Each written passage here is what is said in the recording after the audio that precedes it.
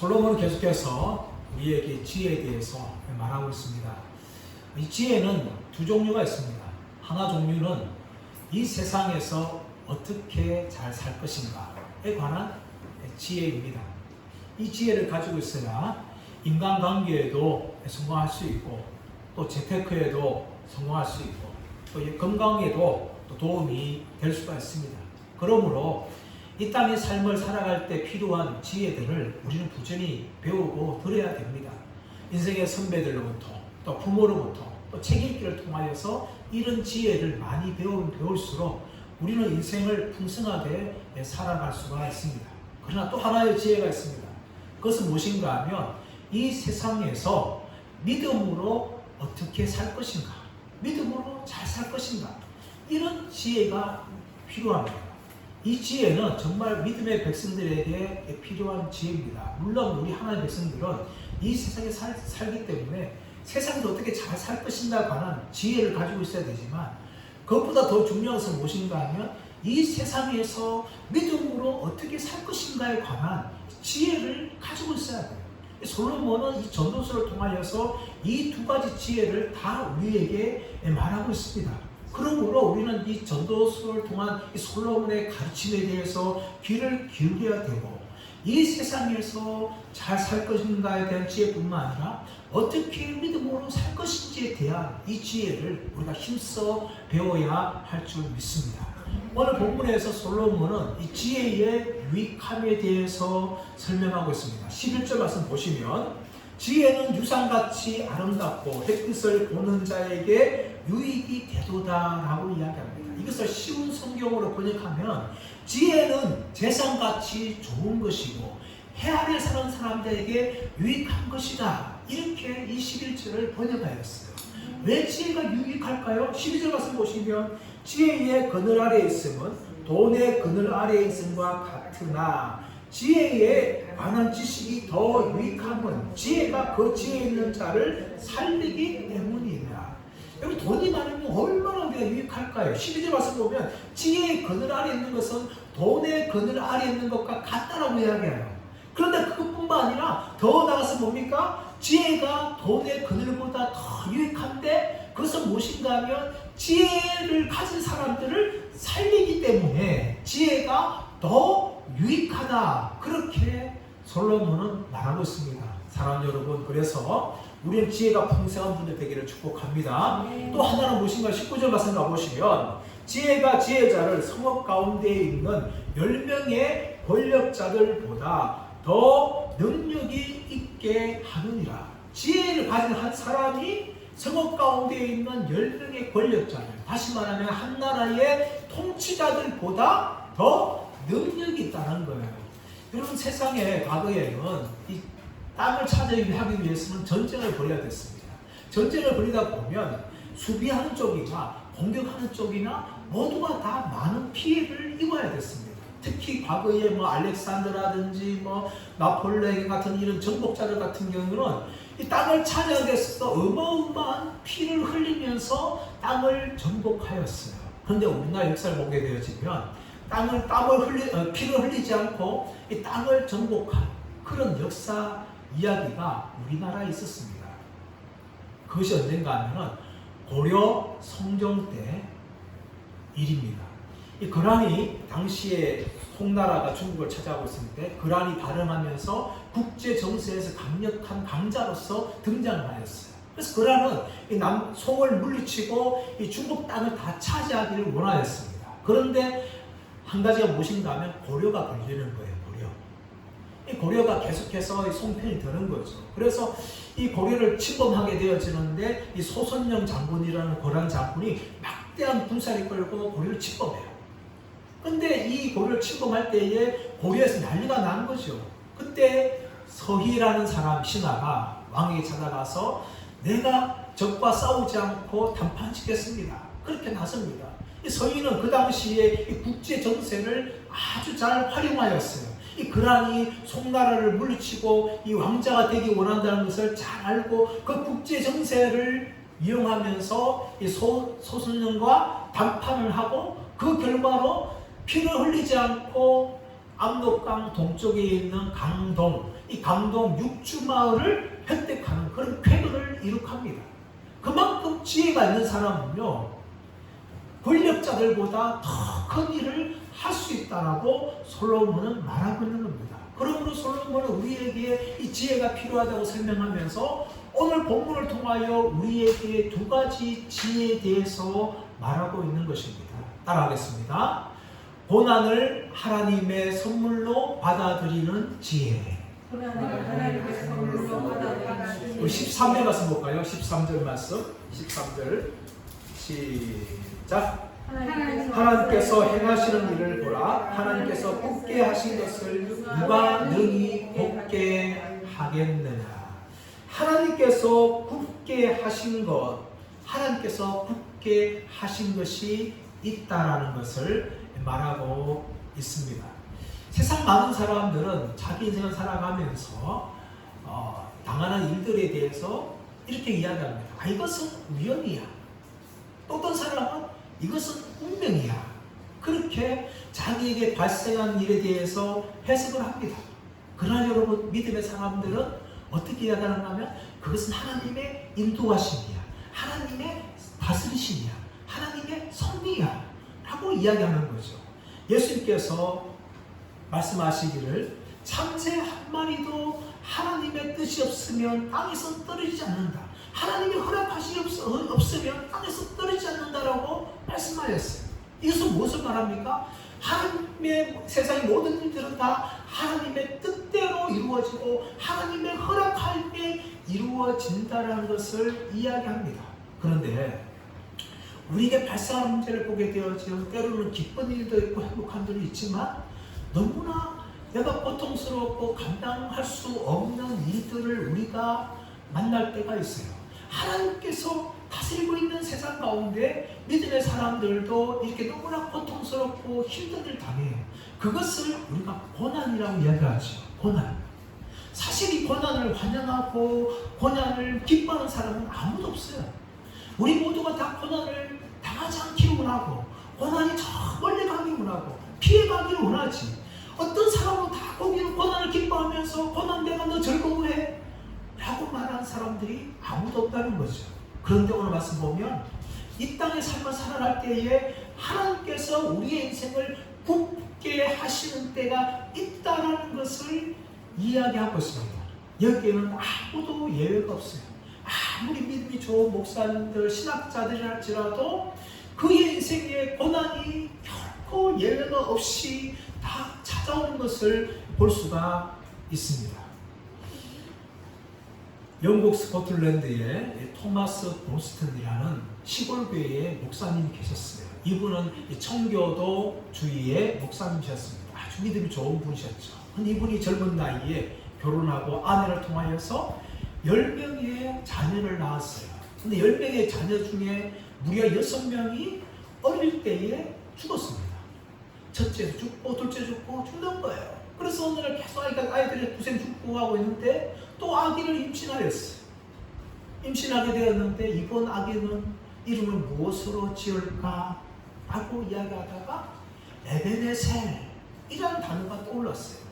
에베네셀 무슨 뜻일까요?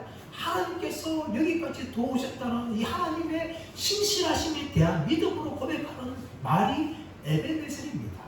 그런데 갈등이 되는 거예요. 지금까지 아이들이 마찬가지로 또 어릴 때 많이 죽었는데 이번 애도 에베네셀로 부르면 좋지만 혹시 죽으면 어떻게 되나 이런 갈등이 또 생기는 거예요. 아이들이 많이 죽으니까 아버지로서 당연한 그런 갈등이죠. 그래도 기도하다 그래도 에베네셀로 정해야 되겠다 하면서 아기를 낳았는데 아들인데 에베네셀로 이름을 지었습니다. 그런데 이 아이가 태어날 때부터 병약하게 태어났어요. 약하다 보니까 얼마 살지 못하고 그만 또 죽어버렸습니다. 하나님께서 여기까지 인도하셨다는 그 이름을 가진 에베네셀 그 아들이 그만 낳자마자 얼마 지나지 않아서 부모가 살리기 위해서 눈물로 기도하고 애쓰고 간수도 반복하였지만 그래도 불구하고 그렇게 부모의 곁을 떠나갔어요. 너무나 이 토마스 보스 목사님 가운데 고통하고 비통함이 있었죠. 그러다가 이분이 그의 해골에게 이렇게 기록을 하였습니다. 하나님이 이 아기도 데려가는 것은 하나님의 기쁨이 되기 때문이다. 그렇게 하나님의 주권에 대한 믿음을 고백을 합니다. 보통 사람들이 세상 살아가면서 고난을 당하고 자신이 감당할 수 없는 문제를 만날 때에 하나님을 원망하고 비판을 비난할 수 있지만, 목사님 마음 가운데 큰 슬픔과 고통이 있음에도 불구하고 하나님을 향한 하나님의 주권을 인정하는 그런 믿음을 고백을 하였던 것입니다. 사랑하는 여러분, 우리 예수님도 그러하였습니다. 예수님이 십자가를 지시기 전에 예수님께서 너무나 고통스럽고 힘들어하셨어요. 그래서 겟세마네 동산에서 예수님이 기도하시는데 마치 땀이 땅에 떨어지는 핏방울같이 되는 고통 가운데 기도를 하였습니다. 예수님께 기도하셨습니다. 아버지요, 아버지요, 이 잔을 내게서 옮기시옵소서. 할 수만 있는 이 잔을 내게서 옮겨주옵소서. 그렇게 세 번이나 간절하게 기도를 하였지만 세 분 모두 다 아버지요, 나의 원대로 하지 마옵시고 아버지의 원대로 되기를 원하나이다 라고 그렇게 고백을 올려드렸습니다. 예수님의 이런 기도는 무엇입니까? 하나님께서 예수님만이 십자가에 죽으심으로 인류를 구원한다는 구원의 계획을 세우신 줄을 알고 그 하나님의 구원의 뜻 가운데 자신을 쳐서 복종시키며 기꺼이 십자가에 자신을 죽이겠다는 그런 하나님의 주권을 인정하는 기도가 바로 겟세마네 기도였습니다. 너무나 고통스러웠고 하나님의 진노를 감당해야 되는 그 영적인 고통까지 다 당해야 됐지만 예수님께서는 그것을 알고도 불구하고 하나님 아버지의 주권을 인정하는 기도를 그 겟세마네 동산에서 세 번이나 올려드렸습니다. 사랑하는 여러분, 이 땅의 삶을 살아가면서 고난을 주시는 것은 하나님의 뜻입니다. 그런데 그 고난은 우리의 힘으로 피해갈 수가 없다는 것이죠. 그래서 우리가 고난 당할 때에 우리는 정말 절망하고 낙심할 수밖에 없습니다. 때로는 정말 환하게 비치는 그 태양이 구름에 어두컴컴에 갇혀서 온 땅에 태양이 비치지 않을 때가 있는 것처럼 우리 인생에도 그럴 때가 있는 것이죠. 하늘에 또 나는 새, 또 나무에 있는 새들이 지저귀에 웃는 그 소리, 기쁨의 소리가 멈추고 너무나 조용한 때가 우리 인생에 찾아올 때가 있는 거죠. 때로는 감당할 수 없는 그 슬픔이 찾아오고 또 모든 사람들조차 나를 인정하지 않고 나를 위로하지 않는 그 절망의 때, 그때가 우리 인생에 반드시 있습니다. 이것은 아무도 예외가 없는 거예요. 그러나 여러분, 하나님 어떤 분이십니까? 우리를 영원한 고통일 때, 고난일 때만 허락하는 것이 아니라 그때를 지나가게 하시는 것이죠. 그래서 구름이 태양을 가리웠지만 얼마 지나지 않아서 그 구름은 다시 지나가고 태양이 비추는 것처럼 우리 인생은 햇빛이 비칠 때가 찾아오는 것입니다. 또 새들이 다시금 놀아올 때가 찾아오는 것이죠. 또 사람들이 나의 모든 고통을 알아줄 때가 찾아오고 위로해줄 때가 찾아오는 것이죠. 하나님께서 반드시 우리 인생에 그런 때를 허락하여 주시고 우리 인생의 해결책을 하나님께서 가지고 계십니다.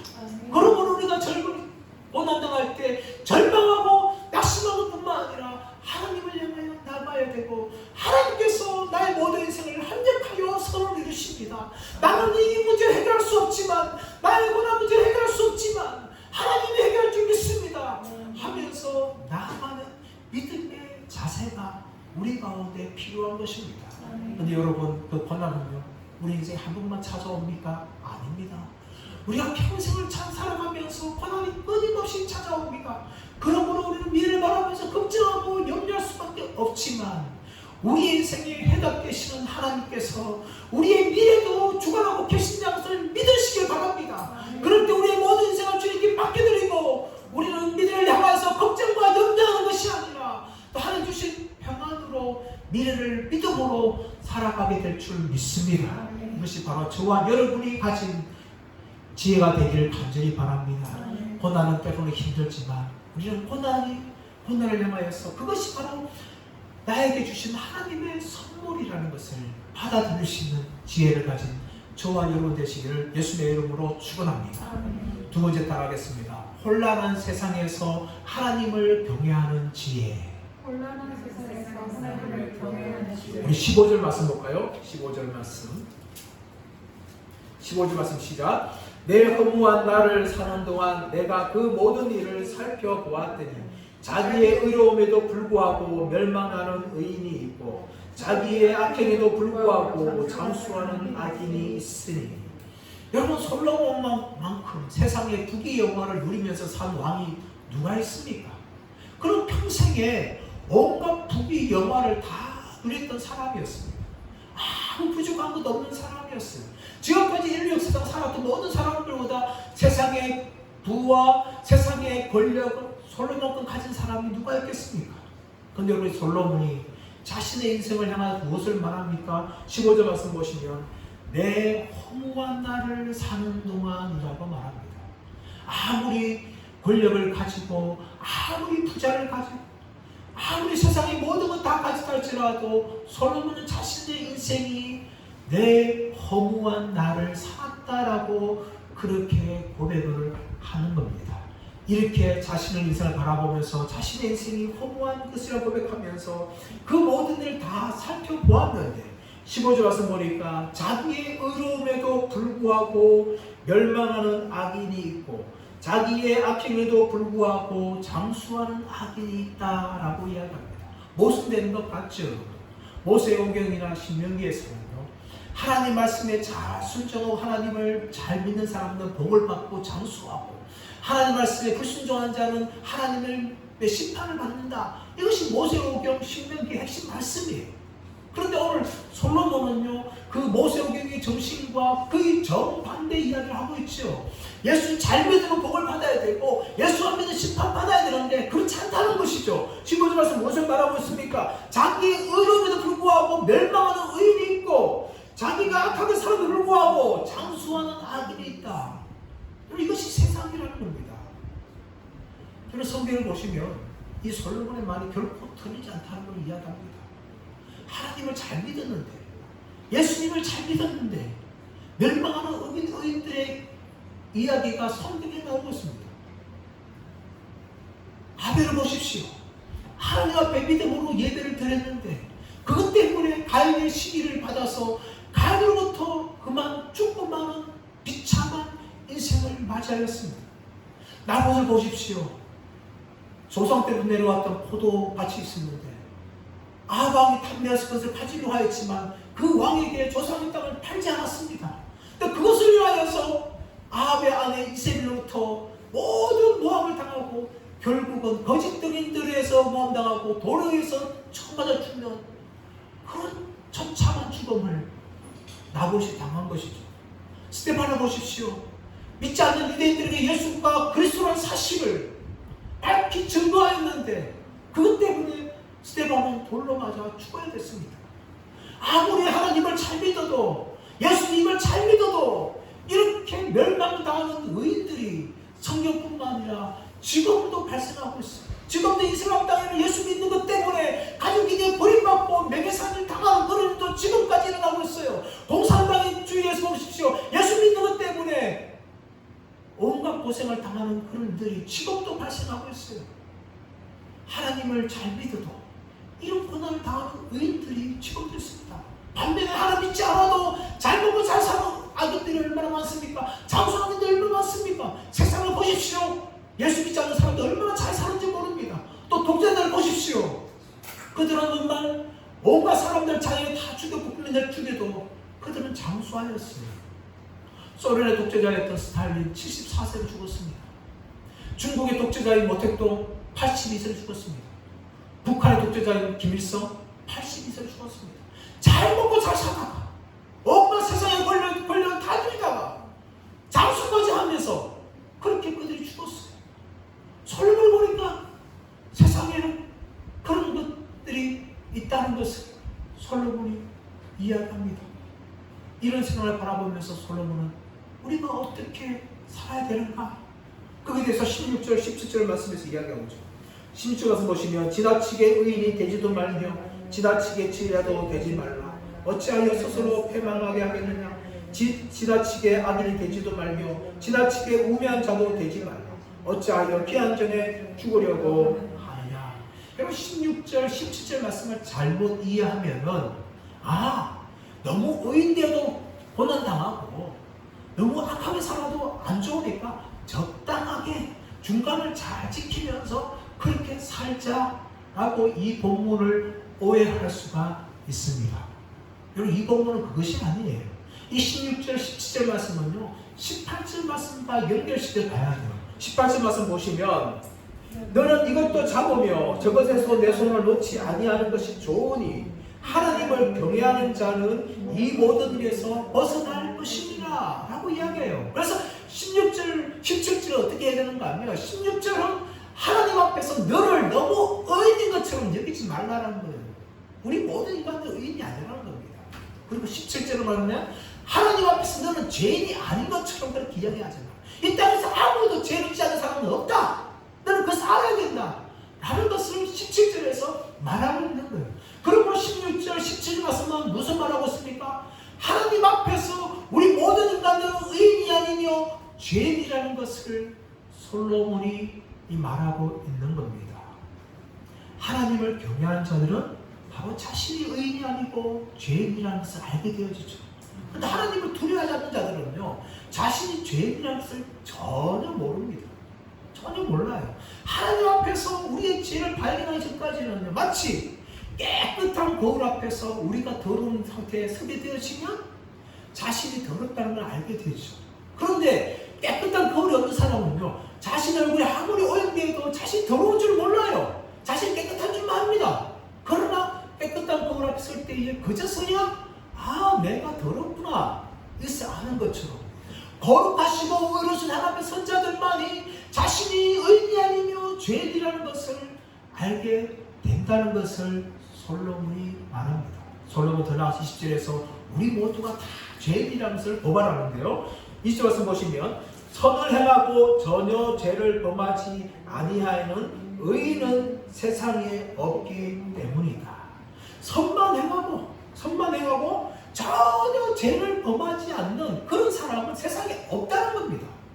선을 행할 때도 있지만 상당히 우리가 선을 행하는 가운데서도 얼마나 많은 죄를 지으면서 살아가는 인간이라는 것을 솔로몬이 우리를 향하여 정직하게 고발하며 정죄하고 있는 겁니다. 그래서 솔로몬이 이렇게 말하고 있습니까? 성경을 보십시오. 성경을 보게 되어지면 이 성경은 우리 인간을 향해서 죄인 된다는 것을 우리 계속해서 공격하고 있습니다. 로마서 3장 10절 말씀 보시면 의인은 없나니 하나도 없다라고 이야기합니다. 시편 143편 3절 말씀 보시면 주의 눈앞에는 의로운 인생이 없나이다 라고 고백합니다. 로마서 3장 23절 말씀 보시면 모든 사람이 죄를 범하였음에 하나님의 영광에 이르지 못하더니 라고 이야기합니다. 요한일서 1장 8절 말씀 보시면 우리가 죄 없다라고 말한다면 스스로 속이고 라고 이야기하고 있는 것이죠. 여러분 성경을 보면 끊임없이 우리가 죄인되고 하나님 앞에서 결코 의인이 아니라는 것을 끊임없이 성경은 우리에게 알려주고 있습니다.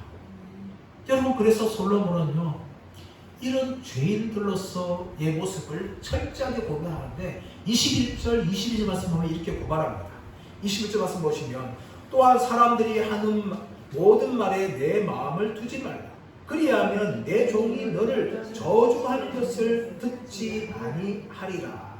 21절에 사람들이 하는 말에 내 마음을 두지 말라. 그리하면 내 종이 너를 저주하는 것을 듣지 아니한다 라고 이야기합니다. 여러분 우리가 참 말로 죄를 잘 짓지만 우리의 말을 가지고 함부로 남들을 험담할 때나 비난할 때가 참 많아요. 그래서 우리가 사람들의 말 자꾸 귀를 기울이다 보면 다른 사람이 나를 흉을 보는 것을 들을 때가 있어요. 오늘 말씀에는 주인인데 이 주인이 자꾸 사람들의 말을 기울이다 보니까 종이 자신을 흉보는 그런 말까지 듣게 된다라고 솔로몬이 이야기합니다. 물론 우리가 가까운 사람이라면 친한 사람이라면 할 수가 있으면 그 사람을 비난을 잘 하지 않습니다. 근데 이쪽이 중요한 건 뭡니까? 할 수만 있으면 비난을 잘 하려고 하지 않지만 뭡니까? 때로는 비난을 하고 흉을 볼 때가 있습니다. 부부 사이 그렇지 않을까요? 부부 사이에도 동창회 가서 또 친구들 만나서 이 다른 친구들에게 동창들한테 자신의 남편, 자신의 아내에 대한 흉을 봅니다. 친구는 안 그럴까요? 친구들도 모여있지만 그 다른 친구가 없을 때에 자기들도 모였을 때 없는 그 친구에 대해서 험담을 하는 거죠. 흉을 보는 겁니다. 직접들도 마찬가지입니다. 직장동도 마찬가지예요. 어떤 사람이 일을 참 잘해요. 그 앞에 칭찬을 하지만 그 사람으로서 자기들끼리 모여서 그 사람에 대한 호박씨를 가는 거죠. 이렇게 하니까 사람들이 많이 기르다 보면요, 다른 사람들이 나를 대해서 흉을 보는 것을 들을 때가 있다는 거예요. 우리는 말로 참 얼마나 죄를 짓는지 모릅니다. 근데 그 죄를요, 다른 사람만 지을까요? 솔로몬은 그렇지 않다는 것이죠. 22절 말씀 보세요. 22절 말씀 보시면 너도 가끔 사람을 저주하였다는 것을 내 마음도 알고 있느니라. 다른 사람만 너의 흉을 보는 게 아니다. 너도 가끔 사람들에 대해서 흉을 보지 않느냐? 그것을 네 마음이 잘 알고 있다. 네가 아무리 네가 아니라 할지라도 네 마음이 너도 똑같은 인간이라는 것을, 말로 죄를 지으면 살아간다는 것을 네 마음이 고발하고 있다 라고 지금 솔로몬이 이야기하고 있는 것입니다. 사랑 여러분, 이것이 우리의 모습이에요. 우리는 참 다른 사람 향하여서 참 쉽게 이야기해요. 그런데 나는 그렇지 않다라고 이야기합니다. 아니에요, 여러분. 우리 모두가 다 죄인이며 말로써 얼마나 많은 죄를 지으며 살아가는지 모릅니다. 그래서 다른 사람이 문제가 아니에요. 다른 사람이 나를 향하여 흉보는 게 문제가 아니에요. 바로 내가 문제의 근원이라는 것을 우리는 참 알지 못하고 살아갑니다. 1908년도 영국 더 타임즈라는 잡지에서 영국에 있는 많은 사상가에서 세상의 문제가 무엇입니까? 라는 주제에 대해서 글을 써달라고 부탁을 하였습니다. 그 중에 체스턴이라는 사상가가 있는데 이분이 그 답을 보냈습니다. 그는 이렇게 답을 보냈습니다. 선생님들, 내가 문제입니다. 체스턴. 이 짧게 글을 보냈어요. 기자들을 향하여서 세상의 문제가 아니라 바로 내가 문제입니다. 그렇게 체스턴은 세상의 문제가 바로 자기 자신이라는 것을 겸손하게 일을 합니다. 그러나 많은 사람들은요, 이 체스턴처럼 그렇게 자신이 문제라는 걸 이야기하지 않아요. 그래서 다른 사람이 문제라는 거죠. 그래서 부부는 남편이 아내 탓, 아내는 또 남편 탓, 또 부모는 자식 탓, 자식은 부모 탓, 여당은 야당 탓, 정부는 국민 탓, 국민은 정부 탓. 온 세계가, 세상이 다 남을 향하여서 탓을 하면서 자신은 전혀 문제가 아니라는 것을 이야기합니다. 물론 다른 사람도 다 죄인입니다. 죄를 지으며 살아갑니다. 그러나 여러분, 죄인 중에 죄인이 누굽니까? 바로 내 자신이에요. 내 자신이기 때문에 우리는 함부로 사람들을 정죄하지 말아야 되는데 너무나 사람들을 정죄하며 그렇게 살아간다고 솔로몬이 말하고 있는 것입니다. 그러나 우리 예수님은 달랐습니다. 우리 예수님께서는 죄가 전혀 없으신 하나님의 아들이셨습니다.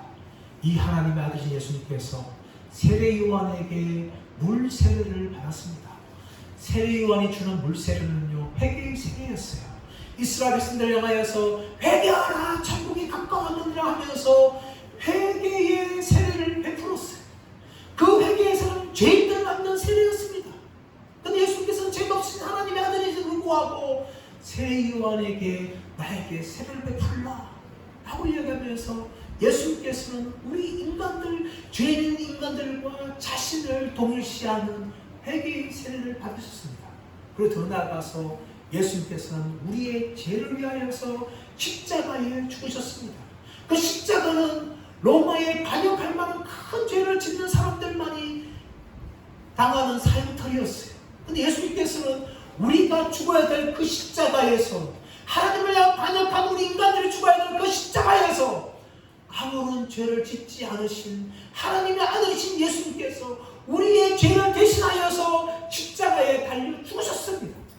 아무런 죄가 없음에 불구하고 우리의 죄, 인간의 죄, 나의 죄를 담당하여서 그 십자가에서 죽으셨습니다. 그런데 우리를 죽으셨는데 우리를 위해서 예수님께서 죽으신 만한 우리는 가치가 있는 인간들입니까? 아닙니다, 여러분. 조금도 예수님이 나를 위해서 죽으신 만한 가치가 없는 그런 쓰레기가 바로 나 자신이었습니다. 그런데 이런 나를 위하여서 예수님께서는 우리가 아직 죄인 됐을 때에 그리스도께서 우리를 위하여 죽으심으로 하나님 아버지의 사랑을 확증하셨느니라. 로마서 5장 8절에서 말한 것처럼 우리가 죄인 됐을 때에 아무런 자격 없을 때에 하나님의 용서를 받을 만한 자격이 없을 때에 우리의 죄를 위하여서 예수님께서 십자가에서 죽으신 것입니다. 여러분, 그러므로 우리가 이 삶을 살아갈 때 해야 할 것은 무엇입니까?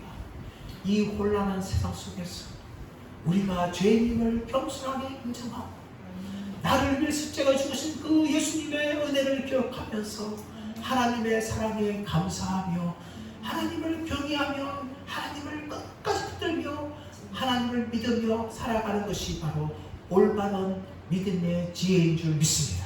저와 여러분 모두가 다 이 지혜를 가지길 간절히 바랍니다. 세상에 많은 사람들은 돈을 벌기 위해서, 성공하기 위해서, 부자 되기 위해서, 또 관계를 잘하기 위해서, 높은 자리에 올라가기 위해서 그렇게 지혜를 가지고 살아가지만 우리는 정말 땅에서 살아가면서 나에게 주어진 권한이 하나님의 선물이라는 것을 아는 지혜를 가지고 또 이 혼란한 세상 속에서 하나님을 경외하는 지혜를 가지고 살아가시는 복된 믿음의 성도 되시기를 예수의 이름으로 축원합니다.